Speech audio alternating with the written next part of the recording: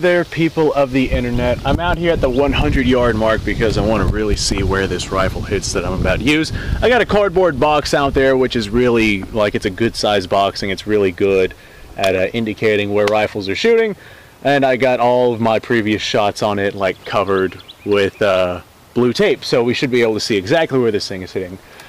But I was racking around in my brain of video ideas, and normally whenever I'm looking for video ideas, what I'll do is I'll just kind of think of like old conversations that I had with people.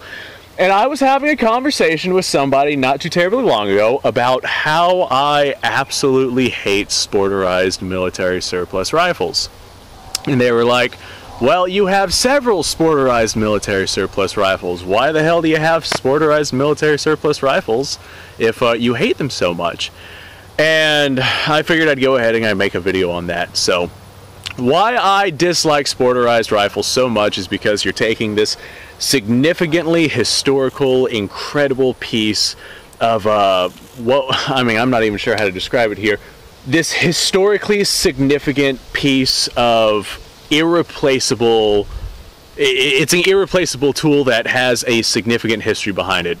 And you take this piece of equipment that is, you know, at this point, a lot of times they're 80, 90, over 100 years old, and you cut it up and mishmash it into being something more practical that can be used nowadays for, you know, practical purposes, recreational purposes, hunting purposes, whatever it is that they're going to do with it. But you take this historic relic and you chop it up to be something that could be practically used. Now, back during the time where this was a common practice, these rifles were not necessarily historically significant. They were more like very cheap surplus. There was an abundance of them, and you could pick them up for not a lot of money and sporterize it and get yourself a cheap hunting rifle that was a lot less money than buying yourself a new hunting rifle at that time period. Now, during the time period that we are currently in, you can get yourself a brand spanking new, really decent rifle that's going to be more accurate than the 100-year-old sporterized gun that you're going to be chopping up. And you'll be able to do a lot more, a lot better with that newer firearm for a lot less money than getting yourself an intact military surplus firearm and sporterizing it to be something else. Nowadays, people don't really sporterize rifles near as much as they used to, but it does still go on, and I really don't like it. So, the reason why I don't like sporterized rifles is, like I said, they're those historic pieces that have been chopped up and turned into something else. And the reason why I buy them is because of price. Typically, if you're going to go after something that's been sporterized and that Bubba has taken a Dremel tool to, and, you know, the iron sights are gone and the wood stock's been cut down to, you know, 1/4 of the size of what it's supposed to be, and just, you guys know what Bubba does to rifles whenever he sporterizes them. If you get a sporterized rifle that's been mishmashed into something, then it tends to be significantly less money than picking up something that is in its original configuration. So I'll pick up this sporterized rifle, and then I have this rifle in whatever caliber it is that I'm wanting to, you know, use. Like, typically whenever I buy a rifle, it's because I want a rifle in a specific caliber. And if it's sporterized, so be it. I'll go ahead and I'll, you know, get the rifle sporterized for a lot less money than its original configuration. And then down the road, as time progresses, if I deem the rifle worth it and if it's, you know, able to be done, I will actually take that sporterized rifle and I will put it back into its original configuration. And that is, I don't necessarily save money doing that, but I do save a rifle, and it's a lot less money up front. You spend roughly the same amount of money than you would getting one already in its original configuration, but you don't have to spend all that money at once. Like, you could pick up a sporterized rifle for 300 bucks and then spend another 300 bucks, you know, unsporterizing the rifle, and then you have a $600 rifle, and that's about what you would be able to buy it at. You guys get what I'm saying here? But you don't have to spend all of that money all at once. This right here is my 1944 production German Kar 98. And this, whenever I had gotten it, was sporterized. You guys have seen this on the channel plenty of times. I've ran this rifle on this channel plenty of times. And I just never really got around to unsporterizing the rifle until now. So now I have this unsporterized Kar 98, and it is absolutely gorgeous. I love the stock that I managed to throw this thing in. So this is a very, very beautiful example of a mid-war Kar 98. It's not quite... What the hell am I looking at here? There's like dirt in my Kar 98. What the hell's going on here? Give me a second, folks. That's not rust. What am I looking at here? What's been going on with my Kar 98? There was something alive living inside of my Kar 98. God damn it, Florida. Oh, I feel like half of this gun channel is just me battling the elements of Florida. So, yeah, there was dirt in the Kar 98 over here in the magazine well, and there was something alive in there. So, I don't think it's going to cause any problems. It was just in the magazine well, and I knocked out pretty much all that funk. So we should be good to go. Where the hell was I whenever I was talking about this? Sporterized rifles. I unsporterized this Kar 98 and it apparently became the home of something. I don't know what that thing was. Let's go ahead, load up a round, send a round downrange, and see where the hell this rifle is hitting. I checked the bore, no bore obstructions or anything like that. Whatever the hell that was very much in inside of the magazine well of the Kar 98 here. Alright, now the Kar 98 does have a bunch of oil and stuff in it, so I'm actually just going to send a round into the dirt before I do anything. Come on, baby. There we go. I'm going to send a round into the dirt before I do anything, just to like knock out all the oil and whatnot that I have in this thing. So, give me just a second here. Just going to fire into the dirt. Oh, Nelly. You know, I've been using like 6.5s and low recoiling rounds all day today.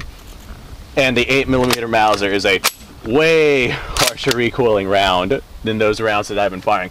Okay, now that I have knocked out any sort of funk that might be in the barrel, I'm going to take aim downrange. I'm going to leave my hand not on that side of that piece of wood. And we're going to see where this rifle hits. Oh, mama. All right. There's a round. Smells like rotten eggs. Must be the ammunition. This is just surplus ammunition that I'm firing here. Might have hang fires and shit too. Oh, mama. Okay. Let's send another. Oh, my goodness. Oh, I know I'm hitting basically where it is that I think I'm hitting because I can hear the steel clanking in the background. And I got the steel right behind the box target that I have out there, so this thing's probably hitting right where I'm aiming. Oh my goodness. I think that's all my rounds. Yep, that's all my rounds. Alright, let me walk down there and I'm going to see where this rifle's hitting. Alrighty. Well, I did have one round go a little bit higher than the others, but that was me. Looks like for the most part we're having a lot of rounds hit a little bit lower than expected. I'm going to go ahead, load up another clip, fire a few more rounds. There might have been some funk still inside the barrel, so we have 1, 2, 3, 4 right there. I put one into the dirt. I'm going to go ahead, like I said, load up another clip, fire a few more rounds, and we're going to see where it is that we hit. I'm probably going to aim a little bit higher because I was aiming for our white piece of paper right here on this target. I'm going to try aiming probably up here or so, and we're going to see if we can hit this white piece of paper right there. This is, I can't remember what kind of ammunition this is, but it is surplus ammunition. It's corrosive, so I'll have to clean the gun afterwards. But all right, back over here, got my Kar 98. That's apparently something's apartment, and we're going to grab us another stripper clip of ammunition. I think this is Yugoslavian surplus, but I'm not positive about it. And we're gonna load this up. And actually what I'm gonna do is I'm going to take one of these rounds out, and I'm going to show you guys the head stamp. Somebody out there will be able to tell me what kind of ammunition this is. Let's go ahead, pop her out in there, close her up, and I'm going to take another shot out there. I'm going to hold this like this though, and we're going to see where she hits. Oh my goodness, here I go. I got this piece of wood that I stand on over here so I can actually look up and see, well, so I'm not standing on my tiptoes trying to use this branch right here. I mean, the branch is just barely too high for me. If I had high heels or something, then I'd be all right, but I don't, so hey, piece of wood. Oh my goodness gracious. Let's send another round. Oh, I can't tell. I can't really see that white piece of paper just with where the sun is. It's just, I got like a blur down there. I can barely see. Oh my. One more. Oh goodness. I saw something smoke out there. That was cool. All right, let's wander down there, have a look at the target, and see where these rounds are hitting. Okay, by the looks of it, oh, looks like I was aiming a little bit too high. We got 1, 2, 3 rounds right there, and then a 4th round right there, and I don't, no, actually, that might have been there from earlier. Probably should have marked these. I do see some crap and debris, so we definitely hit something that looks like it splattered through the box. But it looks like 1, 2, 3, we're hitting a little higher than I'd like to. Let me go ahead and make a few more adjustments here. I'm trying to figure out the Goldilocks area for this rifle. I'm willing to bet, yeah, I'm willing to bet I know exactly what to do on this. Let me go ahead and cover these holes right there so I know where we're hitting on the next couple of rounds. All right, I made some adjustments, and I think I'll be able to do better this time. What was I gonna say? What are you guys' thoughts on sporterized military surplus rifles? I think that they're a good way to go if you want like a specific type of rifle, but you want it like cheaper than its actual configuration. And later on down the road, you can unsporterize it, depending on what was done to the rifle. But you can unsporterize it and not be out a lot of money and still have yourself the rifle that you actually wanted, and you don't have to spend all that money at once. That's the one thing that I think is like the only good thing to come out of sporterization. It used to be that military configuration was the cheap part, and you would just sporterize it. But now it's the sporterization that's the cheap part, and you gotta spend an arm and a leg unsporterizing it. Alright, let me get in a little better position here, and I'm gonna see if I can actually shoot my target here. Alright! Let's send another round here. It is blisteringly hot out here, guys. It's like, hell, I think it's like over 100 degrees out here. Last I saw, the heat index was like 105 here in Florida. So, it is a little toasty. Oh goodness, that one was not a good shot. The trigger on this Car 98 is terrible, but that's because I have an aftermarket spring inside of the bolt. Oh my gosh, that one felt like a pretty decent shot though. Oh my goodness gracious. Man, the 8mm Mauser, definitely way more recoil than the other rounds I've been using today. Alrighty! Whew! Alright, that's enough 8mm Mauser. Ow. Let's wander down there and see where those rounds hit. Alright, I am thinking that I have a really heavy spring in the bolt of that Car 98. It's definitely impeding with my accuracy. we have we have not very good accuracy out of this rifle. I'm probably going to get a lighter weight spring in that thing, because I mean the trigger on this Kar 98 is absolutely freaking atrocious. But windage, not great because of that damn trigger, but the elevation on this thing actually seems to be a lot better. The adjustments that I had made on it seem to be right where it is that I'm wanting it to be. I think, just because I'm feeling a little defeated with the very piss poor accuracy that I've gotten out of this thing, I'm going to go grab something that has a decent trigger on it, and I'm going to see if I can get a little bit better group than what we got right there. All right, I went out and got my Ruger Mini 14.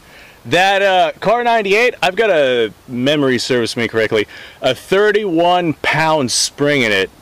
So that freaking trigger pull is absolutely, like, it's beyond. It's really tough to pull the trigger on that Kar 98.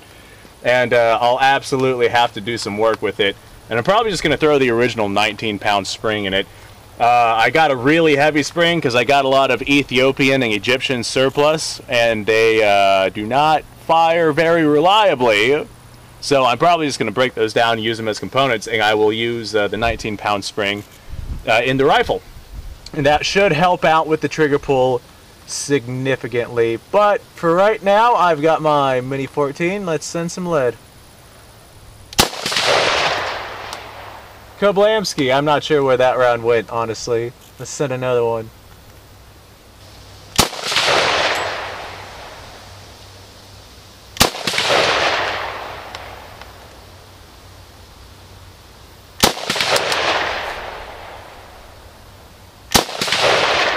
All right, I'm gonna wander down there and see what that looks like. All right, I probably should have paid attention to where these rounds are what. So I'm assuming 1, 2, 3, 4, 5 for the Mini 14, but I'm not 100% sure. These right here do look like smaller projectiles though. So yeah, okay. I seem to recall this particular Mini 14 hitting a little bit low. It's got a M1A compensator on it, complete with front sight, and the front sight doesn't quite go like it does. That's as high, or yeah, that's as high as I can get the projectiles to go with the particular front sight that I have on this thing, because I can't adjust it any farther. Wow, it is really warm out here. So I'm going to try aiming a little bit above this white template right there. I kind of remembered it firing low, but I'm not. Yeah, okay, let's do it.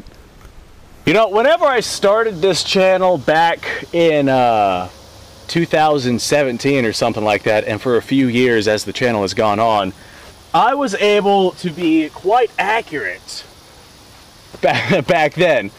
And I've noticed as I get older, my eyesight is like rapidly deteriorating, and I just can't freaking see my target out there. I used to be able to really stack rounds, especially with this Ruger Mini 14 here. This is an older Mini 14, and it doesn't have the accuracy improvements that Ruger had done. I got a little bit of rust on my magazine there, but it doesn't have the accuracy improvements.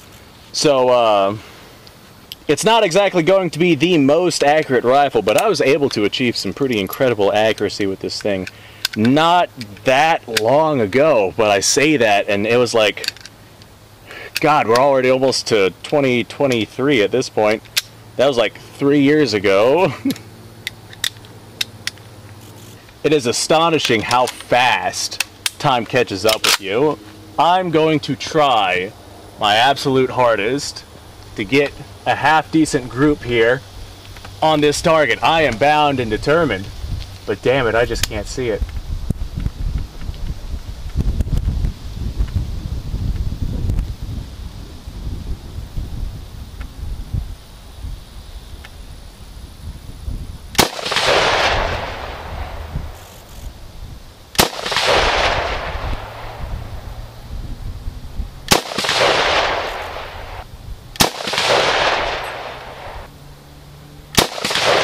Okay, I'd like to think that that was at least a little decent. I just couldn't see my target. but I did aim for the same general spot regularly. Let's go down there and see what that looks like.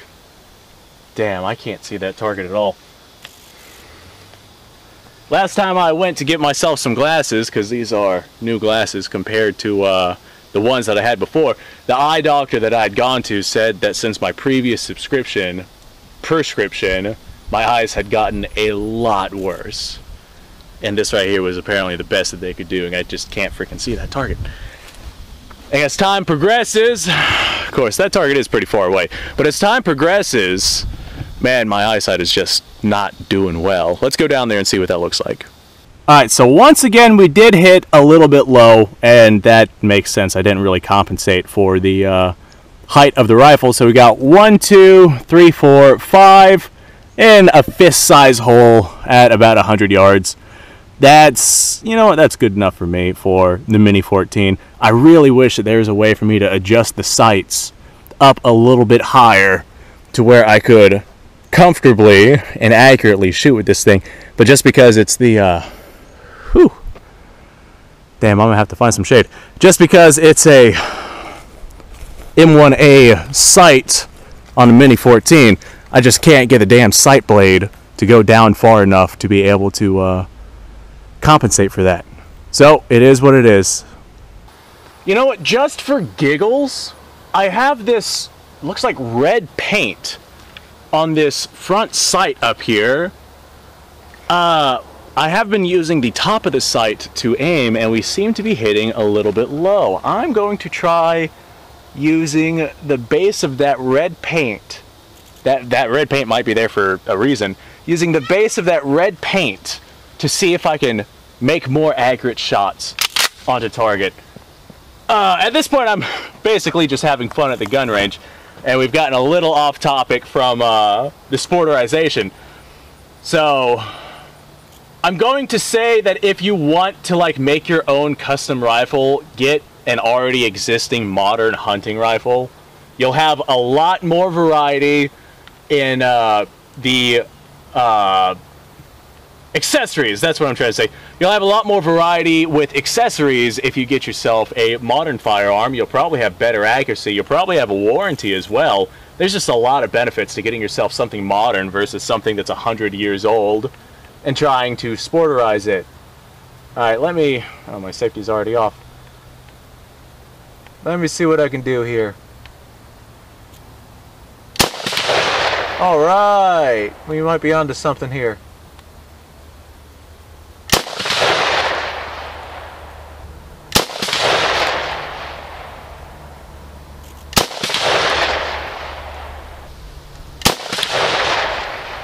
Okay. One last time, let's wander down there. God, the sun here in Florida is not fun right now. Okay, I've officially entered the point of not knowing where my rounds are hitting. There's just too many rounds on this package. I don't recall there being rounds, you know, down here. We definitely have some more damage that was done. That's a projectile round right there. 1, 2, 3, 4... Got a couple right here that I don't think existed. Oh, we got 1, 2, 3, 4, 5 right there. And 2 stacked in right there, and a couple right there. Okay, I'm getting out of the sun. That's what it looks like. I'll probably have to go back and look at previous footage so I can figure out where the hell I actually hit with that. Alright, well, I am starting to get like tunnel vision from the heat. You know how whenever you get like overworked and overheated, like your sight just kind of starts to darken around the edges? Yeah, that's the thing that's going on right now. But I have 5 rounds of 223 left, so I'm going to go ahead and just send those downrange. There ain't no reason for me not to. I'm going to, it seems like most of my rounds are hitting low, but I feel like we hit a little bit better since I used that red paint on the front sight as a good basis for a good aim point. So I got these other 5 rounds. I'm just gonna use the same red sight point of aim to make hits on target down there. Wow, that breeze feels really good. And we're gonna see what happens. I don't foresee us walking down there. Check these out, because I already have no idea where the other ones hit. But that's not going to stop me from at least shooting at it. Kablamski. Oh boy.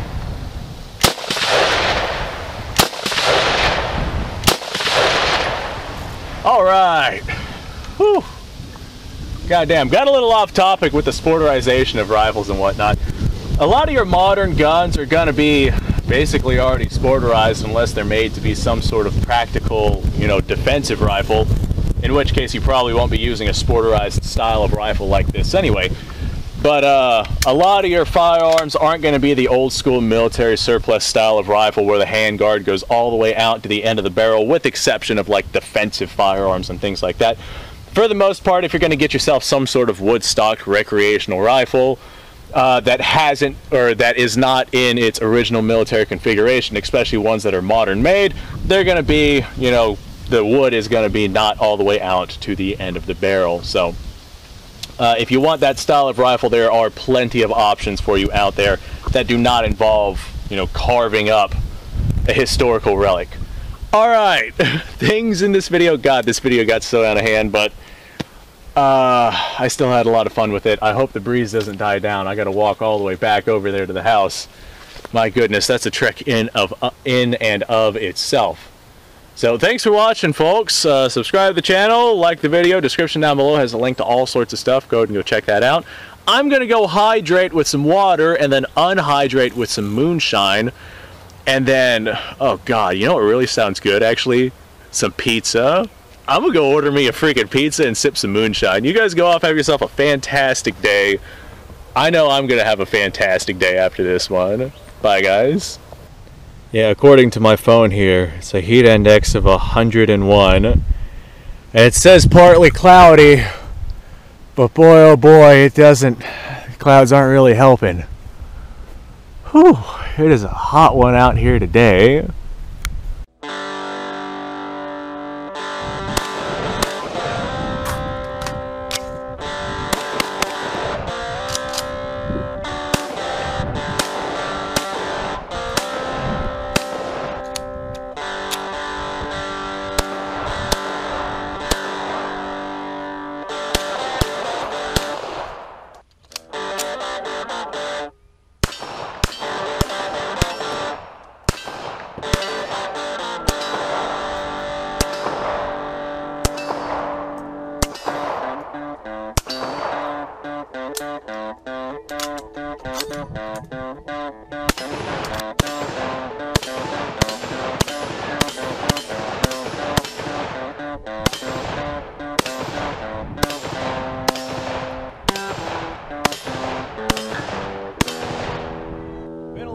Since I've done this.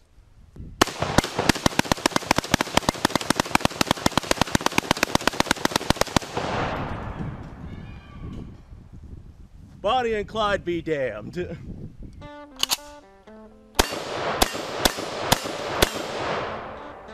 Poor man's Garen.